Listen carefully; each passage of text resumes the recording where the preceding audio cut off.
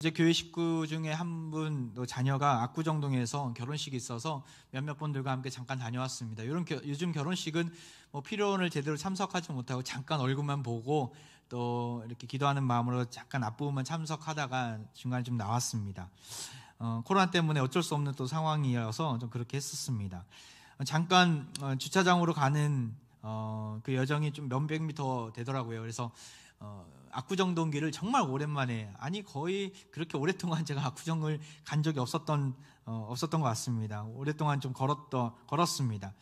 근데 지나가 보면서 이렇게 그런 생각이 들더라고요. 야, 여기 한 평 땅이 정말 비쌀 텐데 과연 얼마나 될까? 왜 이렇게 집값이 하늘을 찌를까? 하는 생각을 하게 되었습니다. 함께 했던 분이 그런 얘기를 하시더라고요. 땅값이 왜 비싸냐면 바로 비싼 분들이 살기 때문에 그 땅값이 비싸다는 거예요. 이해되십니까? 비싼 분, 어떤 분이 비싼 분들입니까? 아마도 그 의미 속에는 연봉이 많다거나 재산이 많은 분들을 의미하겠죠. 그런 분들이 많이 살기 때문에 이 땅값이 비싼 거라고 얘기를 하신 거겠죠. 그런 거 보면서 내가 과연 내 압구정에 땅을 내가 살 수 있을까? 거의 불가능하겠다는 생각을 하게 되었습니다. 다행히도 하나님께서 우리에게 예비해 주신 하나님 나라는 비싼 분들에게만 허락되는 그런 나라가 아닙니다. 어느 누구에게나 열려있는 나라가 바로 하나님 나라인 것이죠. 내가 얼마의 연봉을 받는가, 또한 내가 이 땅에서 얼마큼 그 월급 명세서가 높은가, 하나님은 그것으로 우리를 평가하는 분이 아니십니다. 천국 잔치 앞에 딱 문 앞에 서서 하나님이 월급 명세서 갖고 와봐라 이렇게 우리에게 요구하시는 분이 아니시라는 거예요. 예배당 문 앞에 매주일 예배드리러 왔는데 앞에 딱 서갖고 얼마큼 일주일 동안 실적을 냈는지 우리에게 요구하신다면 참 쉽지 않을 것입니다. 예배 참석하기가 너무나 어려울 것입니다. 이 얼마나 감사한 일입니까? 하나님께서 우리를 초청해 주셨고 아무런 자격이 없고 아무런 것도 요구하지 않으시면서 우리를 예배 자리를 초청해 주신 것만으로도 우리는 감사해야 합니다. 오늘 여러분과 함께 하나님 나라에 누구를 하나님께서는 초청하시는가, 이 부분을 여러분과 함께 좀 나누고자 합니다. 예수님과 함께 했던 어떤 사람이 예수님과 식사를 하고 나서 이렇게 고백하는 거예요. 15절이죠. 함께 먹는 사람 중에 하나가 이 말을 듣고 이르되 무릇 하나님의 나라에서 떡을 먹는 자는 복되도다 하니. 지난주 말씀 기억하십니까? 좁은 문, 좁은 길에 대해서 여러분과 함께 나누었습니다. 그러면서 유대인들이 그 당시 어떠한 생각을 가지고 있는지를 나누었습니다. 유대인들은 자기들만 하나님 나라에 들어가는 줄 착각했어요. 그래서 어떤 먹은 사람 한 사람도 아마도 유대인이었을 거예요. 그도 그렇게 고백하는 거예요. 무릇 하나님 나라에서 떡을 먹는 우리는 정말 복된 사람들이다 라고 지금 고백하고 있는 내용이에요. 예수님이 그 앞에 서서 사실은 다른 의미 속에서 그 자리, 상석의 자리에 누가 앉을 것인가에 대한 부분들을 나누었었는데 그것을 전혀 이해하지 못하고 엉뚱한 대답을 하고 있는 한 유대인의 말이 여기 나오는 것이죠. 유대인들은 자신들만이 하나님 나라에서 떡을 먹을 수 있다고 착각했습니다. 하지만 하나님 나라의 VIP들은 따로 있습니다.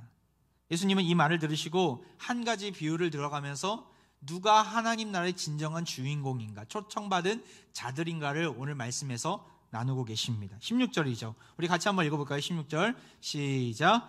이르시되 어떤 사람이 큰 잔치를 베풀고 많은 사람을 청하였더니. 한 사람이 큰 잔치를 베풀게 됩니다. 마태복음에 보면 한 22장에 같은 기사가 나왔어요. 근데 그 기사에 보면 왕이, 어떤 임금이 자기 아들의 큰 혼인잔치를 베풀었다라고 얘기합니다. 아마도 이 잔치는 혼인잔치였던 것 같아요. 이미 하객들에게 청첩장을 돌리고 약속을 받아놓은 터였습니다. 숫자에 맞춰서 필요한 장소에 음식을 주문하고 세팅하고 있습니다. 몇 날 며칠 먹을 수 있는 음식 재료도 옆에다가 쌓아놓고 앞으로 이 혼인잔치, 이 큰 잔치에서 많은 사람들이 먹고 마실 수 있도록 이미 다 완벽하게 세팅을 해놨어요. 계산까지도 다 해놓은 상황입니다. 그리고 주인이 잔치 전에 종에게 이렇게 말을 합니다. 17절이죠. 잔치할 시각에 그 청하였던 자들에게 종을 보내어 이르되 오소서 모든 것이 준비되었나이다 하매.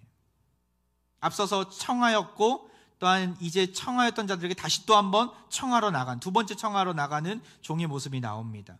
무슨 말입니까? 당시에는 지금도 그렇잖아요. 우리가 결혼식 할 때 그냥 몇 월 며칠 결혼식 한다고 그냥 바로 하객들이 오는 게 아니잖아요. 어떻게 해요?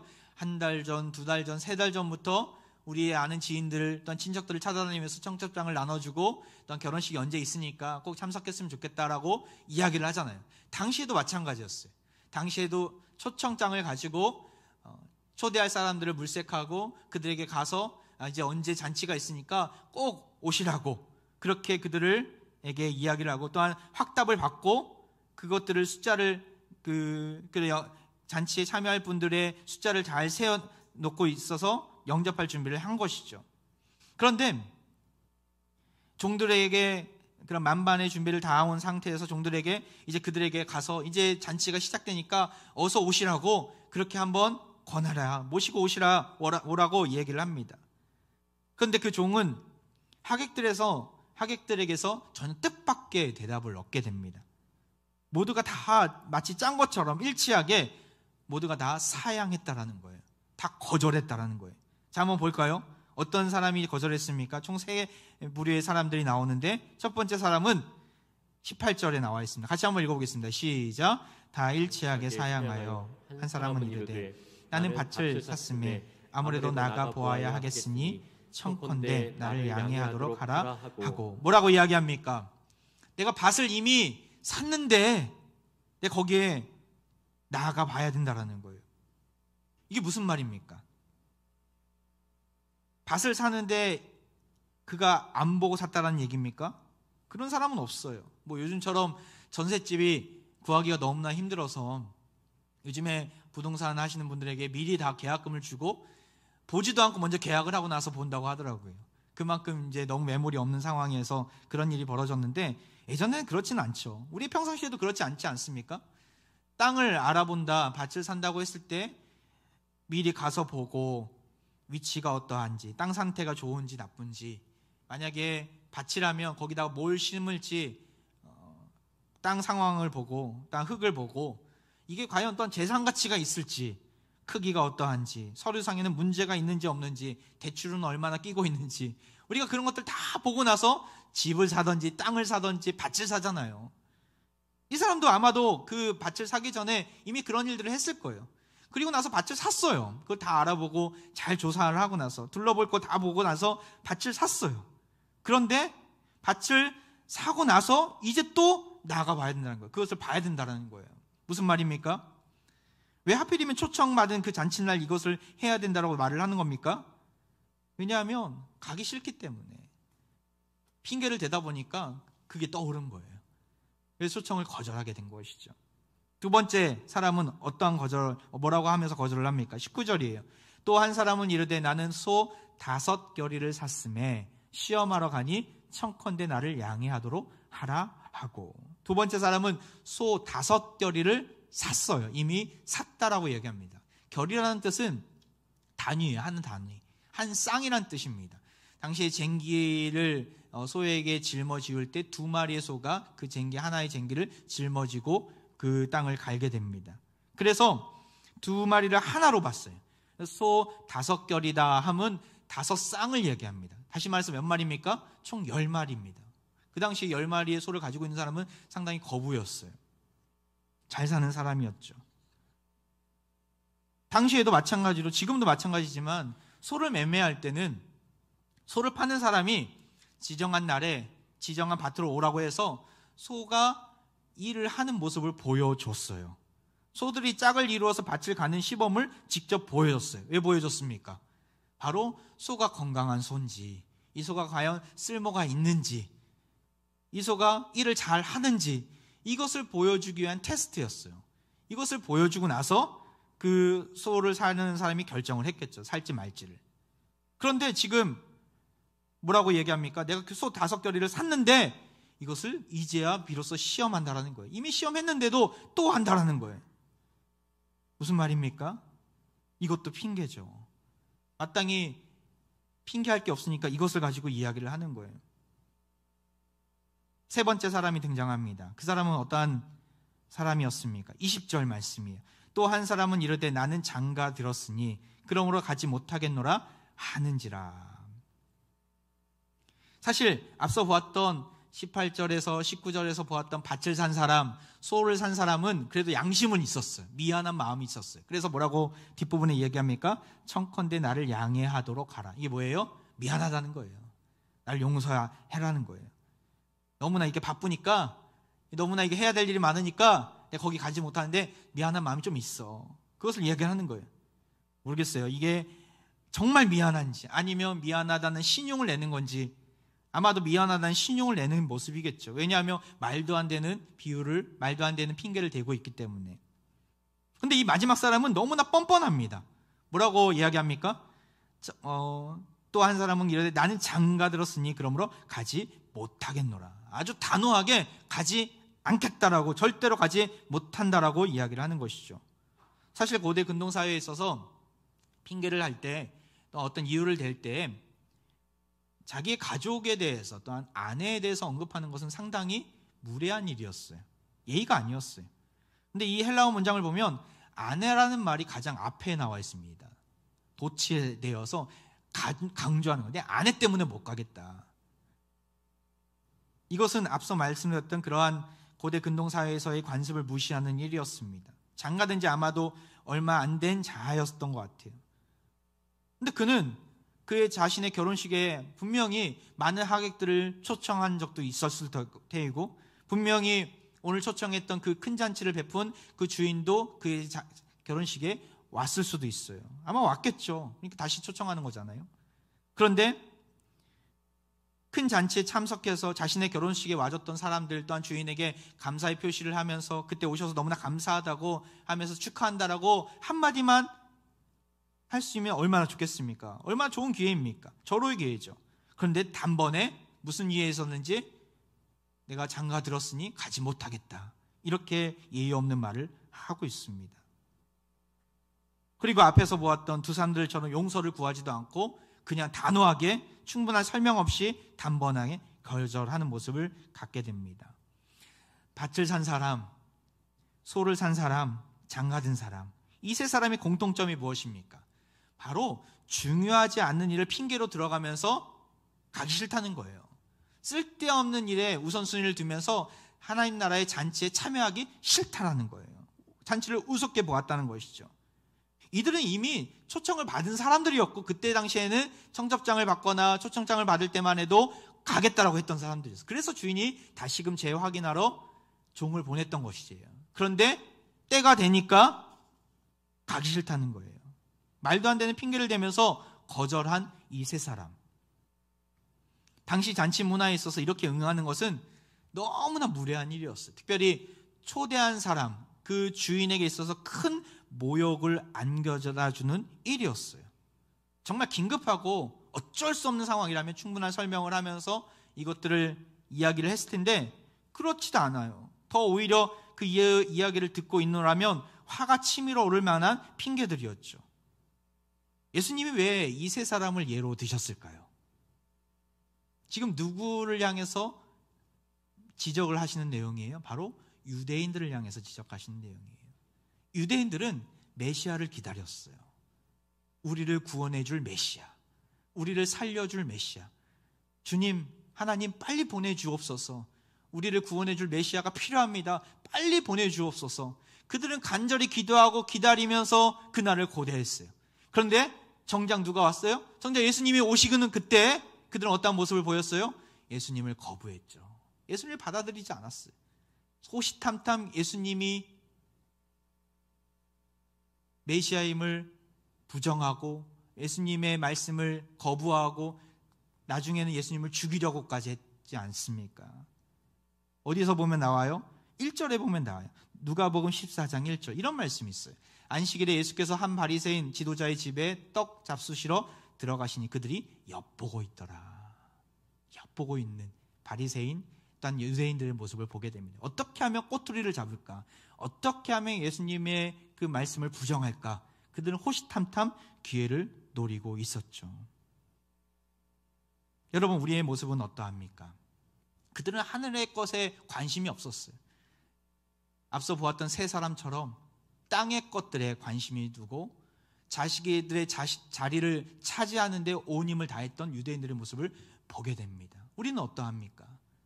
골로새서에 이런 말씀이 있어요. 골로새서 3장 2절 3절. 위의 것을 생각하고 땅의 것을 생각하지 말라. 여러분 무엇을 느끼십니까? 위의 것을 생각하고 하늘을 정말 바라보고 계십니까? 아니면 땅의 것에만 몰두하고 있고 땅만 바라보며 살아가고 있지는 않습니까? 이 고통 많은 세상 우리가 어떻게 이겨나갈 수 있습니까? 코로나가 가득하고 코로나의 두려움이 우리를 덮치고 있는 이때, 여러 가지 물질적인 어려움이 찾아오고 있는 이때, 갑작스러운 암 선고나 여러 가지 질병으로 인하여서 신음 가운데 거할 수밖에 없는 이때에 우리는 땅의 것만을 바라보면, 땅의 것만 생각하면 머리가 아픕니다. 땅의 것만 바라보면 오히려 절망이 찾아오고 우리를 낙심케 한다는 것이죠. 우리는 누구를 바라봐야 합니까? 하늘을 바라보며 위의 것을 소망해야 합니다. 이 어두운 세상 속에서 주님께서 오실 날을 기대하며 하나님 나라를 꿈꾸는 백성들로 서야 한다는 것이죠.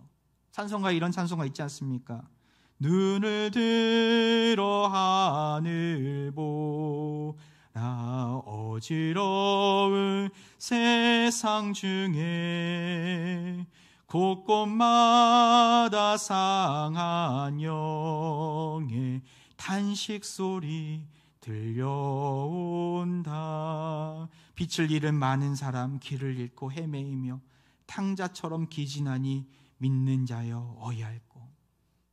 이 고통 많은 세상 속에서 많은 사람들이 탕자처럼 탄식하며 길을 잃고 헤매이며 기진한 모습 있지 않습니까? 우리의 모습 가운데도 그런 모습이 있음을 보게 됩니다.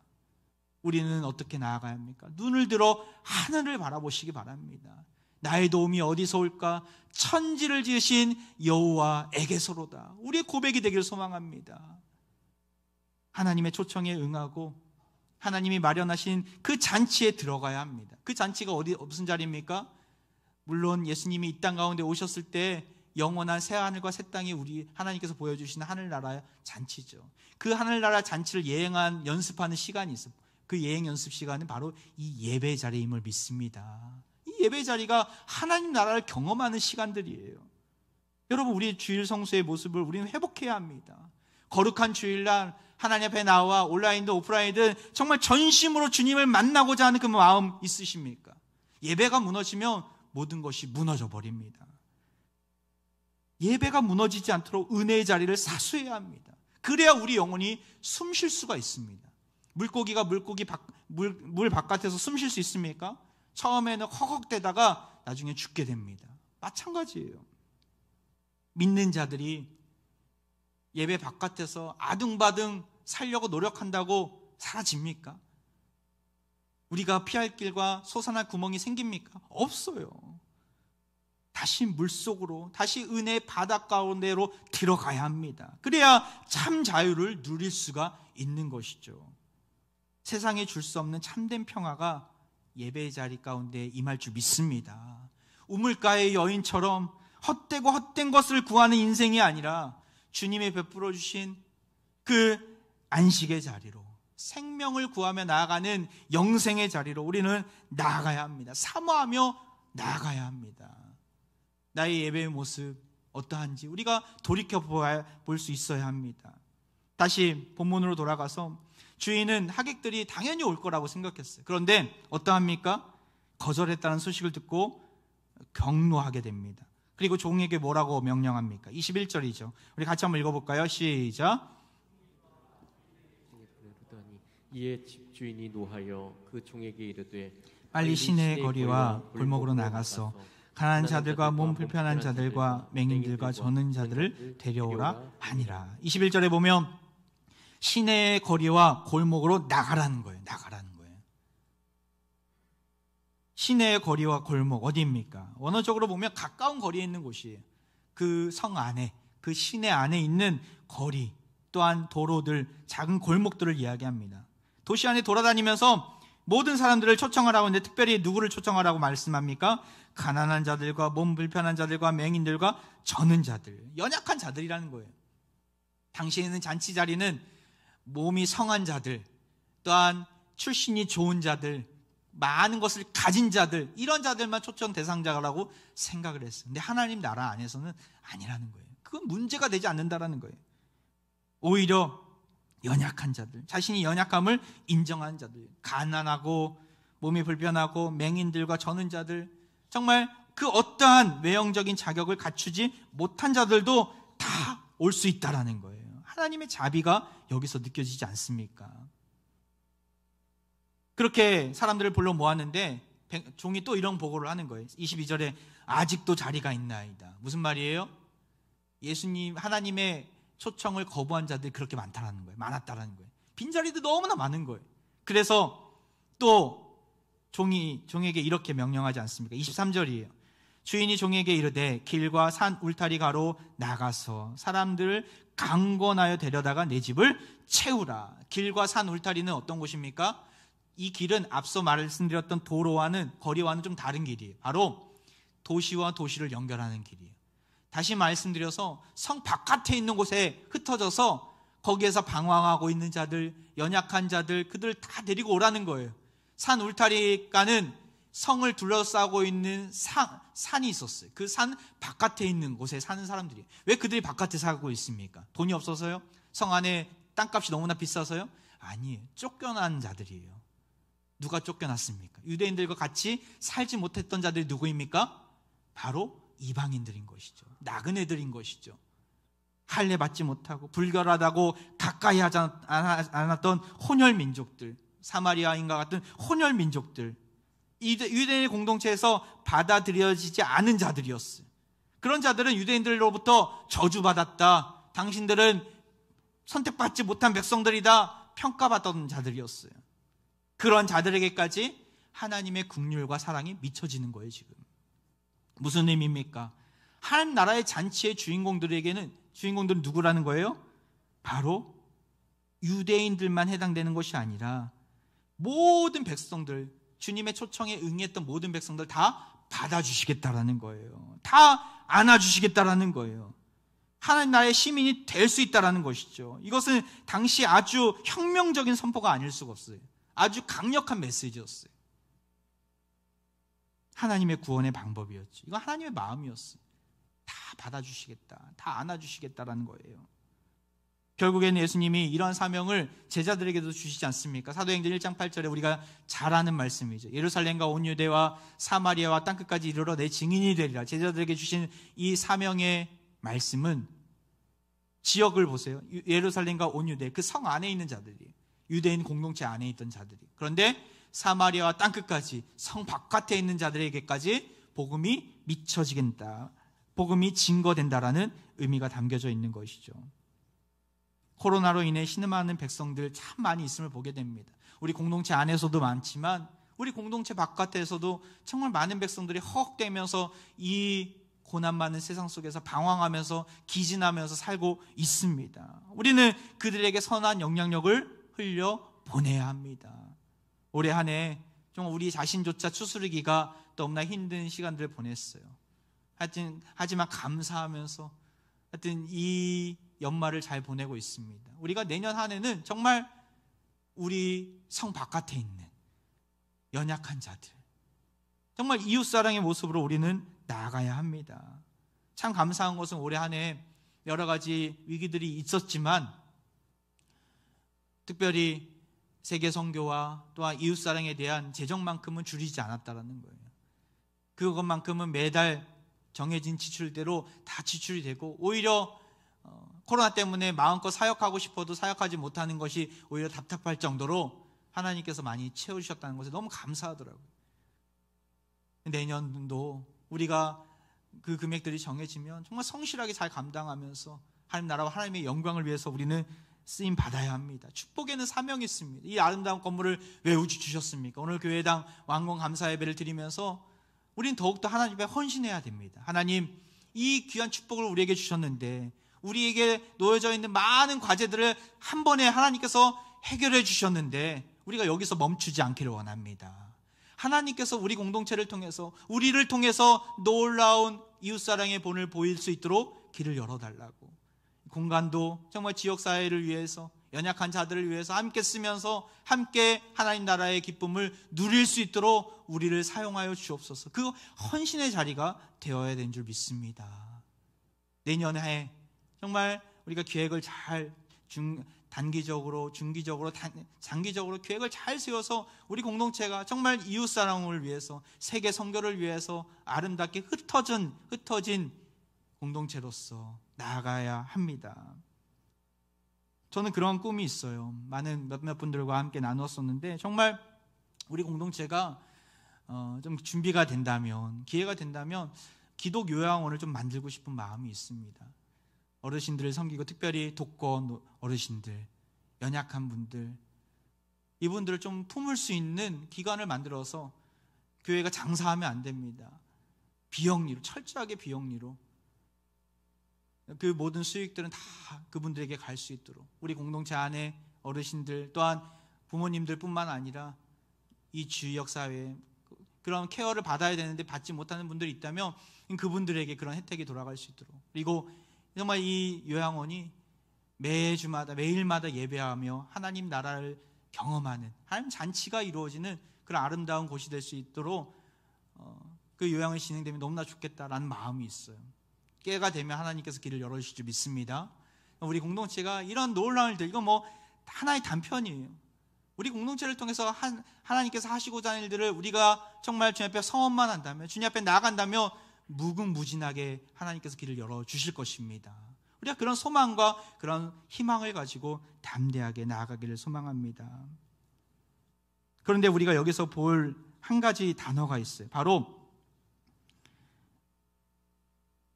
23절에 나옵니다. 우리 같이 한번 읽어볼까요? 시작.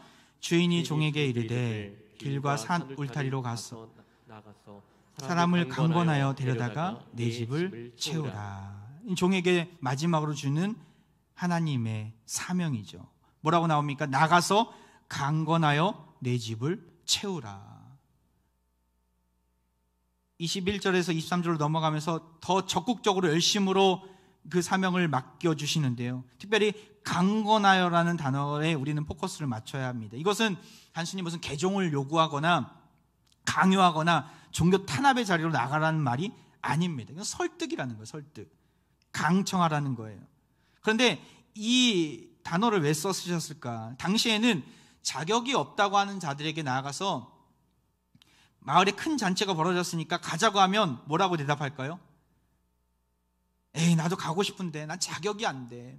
나는 유대인도 아니고 질병도 가지고 있고 가난하기까지 한데 내가 가면 금방 쫓겨날 거야. 난 자격이 안 돼. 이렇게 말하는 자들에게 어떻게 해요? 강권하라는 거예요. 아니다.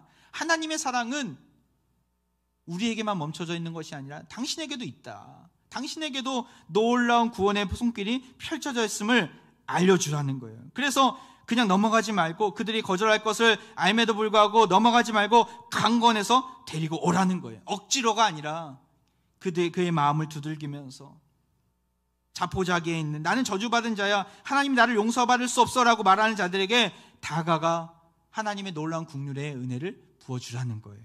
그때 강권하다는 의미가 담겨져 있는 것이죠. 우리는 스스로가 자격이 되는가 안 되는가 재단할 때가 참 많이 있습니다. 하나님을 믿지 않는 자들에게 향해서 저 사람은 안 되는 것 같아, 포기할 때가 있어요. 하지만 하나님께서 우리를 포기하셨습니까? 하나님은 우리를 포기하시지 않으셨어요.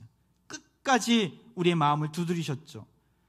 요한계시록 3장 20절에 이런 말씀이 있어요. 볼지어다 내가 문 밖에 서서 두드리노니 누구든지 내 음성을 듣고 문을 열면 내가 그에게로 들어가 그로 더불어 먹고 그는 나와 더불어 먹으리라. 예수님께서 우리의 마음을 계속해서 두드려 주셨어요. 여기서는 그냥 두드린다라는 표현이 현재형이에요. 계속해서 두드리셨다라는 거예요. 예수님께서 우리를 계속해서 두드리시면서 우리를 강권해서 주님의 품으로 인도하신 거잖아요. 우리가 그래서 이 자리에 있는 거잖아요. 그 사랑과 그 은혜를, 그 십자가의 놀라운 능력을 아는 자로서 우리가 어떻게 이 땅 가운데서 복음 증거에, 하나님 나라의 놀라운 능력을 선포하며 나가야 합니까? 강권해서 나가서, 세상 가운데 나가서 주님을 믿지 않는 자들, 주님을 떠났던 자들에게 다가가서 강권해서 그들을 주님의 집으로 초대해야 한다는 것, 이것이 우리에게 주어진 사명이라는 거예요.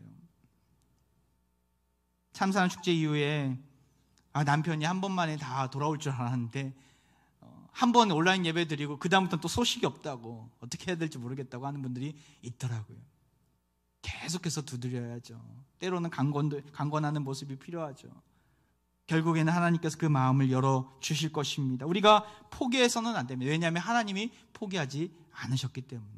하나님이 우리를 포기하지 않으셨고 우리의 전도 대상자들을 포기하지 않으셨기 때문에 우리는 계속해서 강권하면서 문을 두드려야 합니다. 그러할 때 반드시 그의 마음을 열어주시고 주님께서 찾아와 주실 것입니다. 말씀을 마무리합니다. 우리 두 손에는 지금 이런 초청장이 주어졌습니다. 어떤 초청장입니까? 제가 하나 만들어 봤는데요. 내용이 이래요. 일시 새하늘과 새 땅이 열릴 때, 장소 새 예루살렘, 신랑 되신 예수 그리스도, 신부인 모든 성도들. 필요한 장소가 이러해요. 각종 보석으로 꾸며진 천국의 중앙에 생명수가 흐르고 좌우에 생명나무가 심겨진 아름다운 정원입니다. 음식 메뉴, 극상품 포도주와 각종 기름진 산의 진미, 천국 과일과 생명 열매, 만나와 생명수가 있습니다. 이어서요, 기념품도 있어요. 생명의 면류관도 주시고 새 이름과 흰돌과 영원한 왕권을 주십니다. 참석 자격이 있어요. 뭐예요? 아무것도 상관없다는 거예요. 나이, 성별, 피부색, 학력, 경력, 재산, 국적 상관없어요. 그리스도의 복음을 기쁨으로 영접한 자들에게 이 참석의 기회가 주어질 것입니다. 입장료 완전 무료입니다. 준비물, 하나님을 사랑하고 찬양하는 마음만 있으면 됩니다. 우리에게 주신 놀라운 초청장이 얼마나 감사한 일인지. 우리만 이 초청장을 소유한 것이 아닙니다. 소유해야 될 사람들이 많이 있어요. 우리 주위에. 이것을 나눠줘야 합니다. 초청장을 이만큼 가지고 있어요. 지금 어떻게 하시겠습니까? 이제 세상으로 나아갑니다. 주님께서 우리에게 손에 들려주신 이 많은 초청장을 주님을 알지 못하는 자들에게 이웃사랑의 본을 보이면서 나눠줘 하나님의 놀라운 사명을 이뤄내는 신실한 화평의 가족들 되시기를 주의 이름으로 축원드립니다.